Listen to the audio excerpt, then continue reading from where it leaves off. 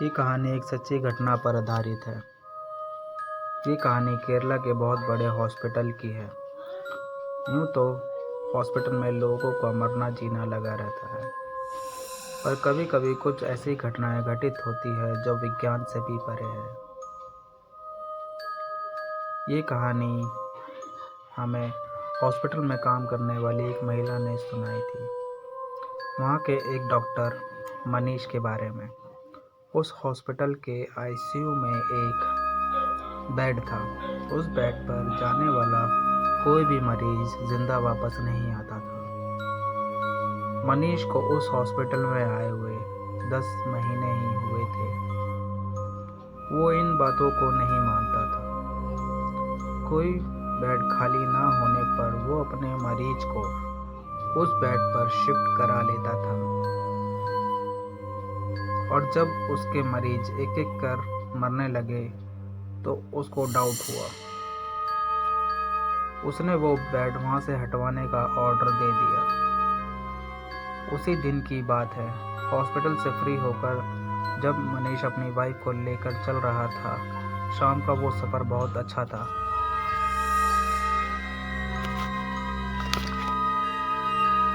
कितना अच्छा लग रहा है ये सब कुछ। उनका घर शांत जगह पर था, एक शांत सुनसान जगह पर गुजरता हुआ। तभी अचानक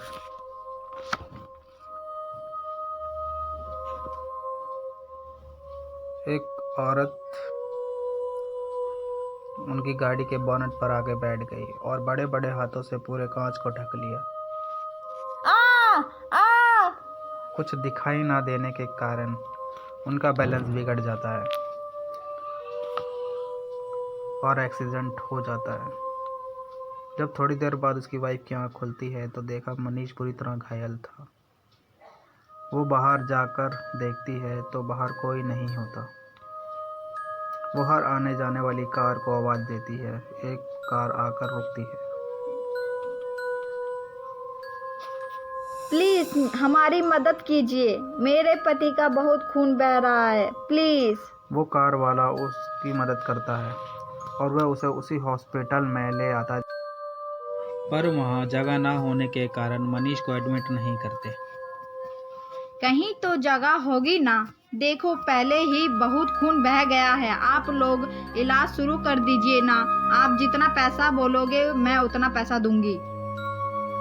मैडम, आईसीयू में एक बेड खाली तो है, पर हम उस पर किसी को एडमिट नहीं करते। आप मैनेजमेंट से बात कर ले तो कुछ हो सकता है। उसकी वाइफ मैनेजमेंट से बात करने जाती है और वो लोग हाँ कर देते हैं। अब इलाज शुरू हो जाता है और उसी बेड पर डॉक्टर इलाज कर ही रहे होते हैं कि तभी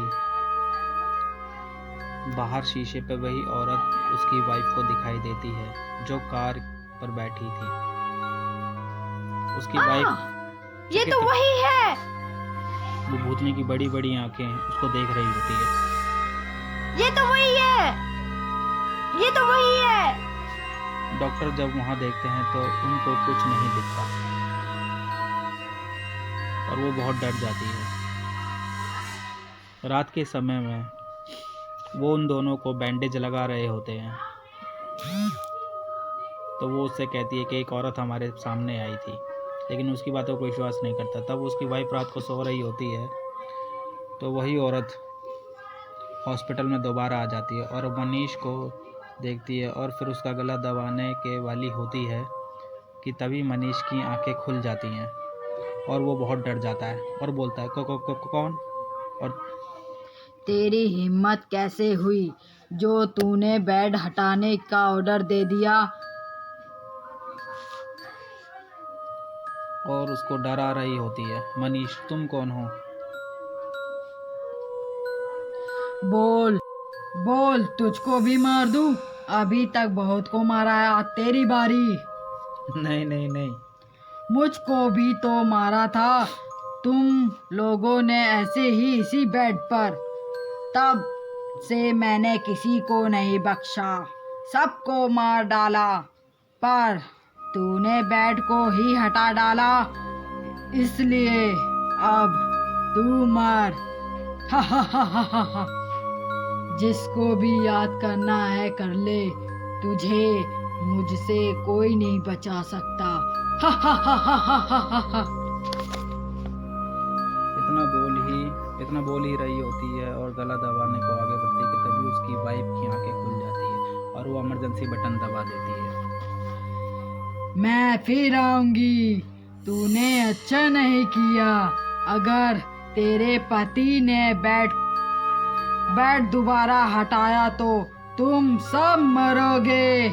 डॉक्टर के आते ही चुड़ैल गायब हो जाती है और मनीष सबको बताता है कि उसने गले पर निशान होता है और डॉक्टर को यकीन नहीं होता। डॉक्टर देखते हैं और देखने के बाद यकीन हो जाता है। डॉक्टर सोच में पड़ जाते हैं कि ये कैसे हो सकता है, ऐसा संभव नहीं है। कि तभी डॉक्टर बोलता है कि इसके रूम से बाहर चलते हैं। और जैसे ही सब लोग बाहर जा रहे होते हैं, थोड़ी थोड़ी देर बाद तभी मनीष का दरवाज़ा एकदम से बंद हो जाता है और वहाँ से बहुत ज़ोर से हंसने की आवाज़ आने लगती है और दरवाज़ा लगातार बजता रहता है। कि तभी सब लोग दरवाजे खोलने जाते हैं, लेकिन दरवाज़ा लॉक हो जाता है और उसकी वाइफ को लगता है कि अभी अगर कुछ नहीं करा तो मनीष को हाथ खो दे बैठेगी। तभी वो त्रिशूल लेने भागती है, हाथों में त्रिशूल लिए चुड़ैल के पास जाती है और त्रिशूल से दरवाज़ा खोलती है। दरवाज़ा अपना आप खुल जाता है और जाते ही वो त्रिशूल उसके पेट में मार देती है, जिसके कारण चुड़ैल छटपटाने लगती है और पेट में से काला काला कुछ निकलने लगता है और एक धमाके के साथ चुड़ैल का अंत हुआ। उसके बाद से आज तक वही बेड उस हॉस्पिटल के स्टोर रूम में रखा हुआ है और उस बेड का यूज़ करना सख्त मना है। ये कहानी आपको कैसी लगी प्लीज़ लाइक करें, सब्सक्राइब करें और कोई भी कहानी है तो हमसे शेयर करें प्लीज़। Thank you.